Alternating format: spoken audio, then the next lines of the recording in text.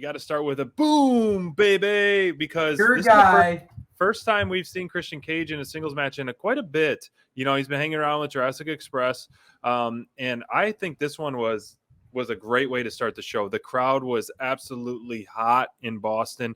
They were just like nonstop chants. The chants were split. Let's go Christian, Adam Cole. Yeah, let's go Christian, Adam Cole. This was nonstop back and forth like with that, man. And I know I know you're on the fence with Adam Cole Day right You're now, right. You're but right. you know that he is such a likable person and likable character when the heel that starts the show gets more pops than the baby face. It's wild. Right. That's wild, baby. You're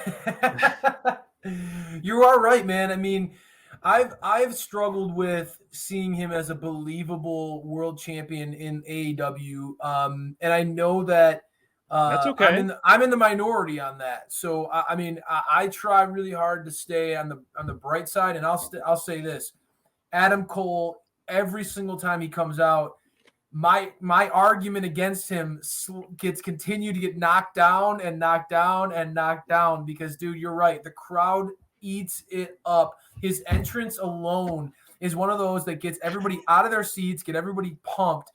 And I thought this was a good match for him because, again, you're going against a guy like Christian, who you know is an absolute workhorse. Outwork everyone, baby. They started off the Boston crowd. We're hearing it in the chat. Absolutely, the Boston crowd was hot for Dynamite, and one of the loudest crowds I've heard on TV in a while. Agreed. Honestly, and Adam Cole's entrance, no matter if it's in Boston or if it's in like the BFE, people are going to come out and they're going to go crazy for that entrance. I know you always love it. The boom. He brings the boom, and dude, he brought it in this match against Christian, a guy who is an absolute vet in this industry. He and Christian had for two guys that have been around as long as they have been, and this was an Adam Cole, a big anniversary for him. He was feeling a little sentimental with how long his journey in pro wrestling has been. But for both these guys being pros like they have, to never cross paths before, you would have never guessed, because their chemistry in this match was off the charts. These two guys absolutely worked really well together. And it's a continuation of a story of, if you think about this, Adam Cole, when he entered AEW, his first feud was really with Jungle Boy. True. Right away. And I think that, you're continuing to see AEW do things like this where, although stories may ebb and flow, they always find a way to touch on the beginning, like the past, and they don't forget those things. You're right. And I think that, again, they're building this story really well. Jungle Boy and Luchasaurus called out Red Dragon. Yeah. So they had enough. These two crews, although Adam Cole is definitely focused on the world title, this feud with Jurassic Express and Christian is not going away. Just because Adam Cole has his eyes set on being the world champion in AEW, and again, AEW buying Ring of Honor recently, acquiring them, anybody who knows Adam Cole's work in Ring of Honor knows this guy has won every single place he's gone, he's become a world champion. So he obviously expects the same in AEW. You're right. But although his sights are set on that world title, I think this really, I love the depth and the layers of storytelling that AEW has here, because just because he's focused on Hangman Adam Page does not mean that Christian and Jurassic Express has forgotten all the crap that he's put them through, right? Right. And this match, they fought this match like guys who just didn't like each other. And I like that. I thought that added a little edge to Adam Cole. I think that Adam Cole, especially because he fights so many, and I'll be honest, again, as a guy who struggles with seeing Adam Cole as a top level guy because of his size, only because of his size, right? Because in an industry where we're used to seeing guys like Wardlow and Powerhouse Hobbs and some of these big fellas, I will be honest with you, that's the only criticism you could have with Adam Cole.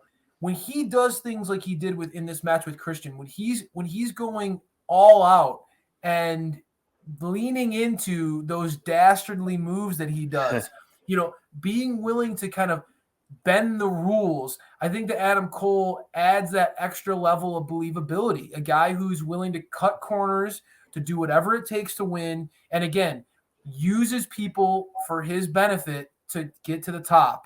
Yeah. And post-match, Oof. I wonder if it's going to take an army for him to get to the top on this one, because he gets the one-on-one with Hangman Adam Page in a Texas death match, dude.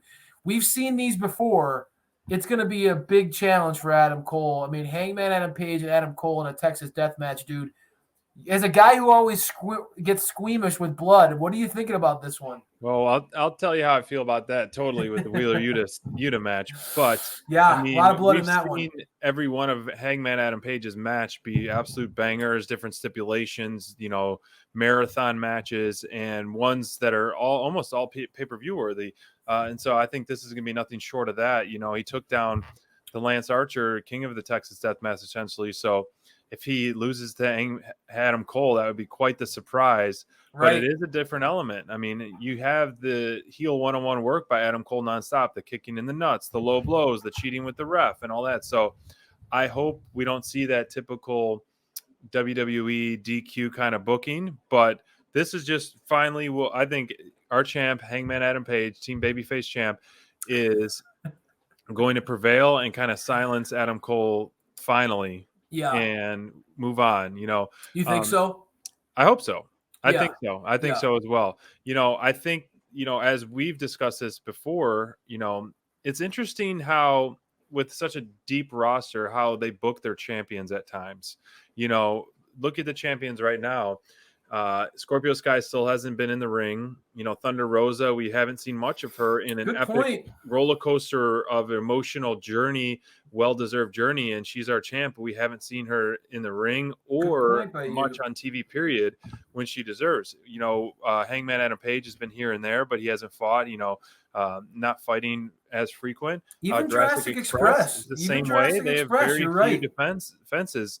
You're right. Jade, I think, is probably, I know you went on a nice, good run about proving, Jade's title run and her title importance. I think she's been the one that's been defending the most, but, on such a stacked roster, it's hard because I don't know, I think you need to focus more on your champions. Yes, we see them here and there on the shows, but not many defenses. Yeah. And we've gotten spoiled, I think, seeing those regular title defenses. I mean, the tag titles consistently defended in AEW. Yeah.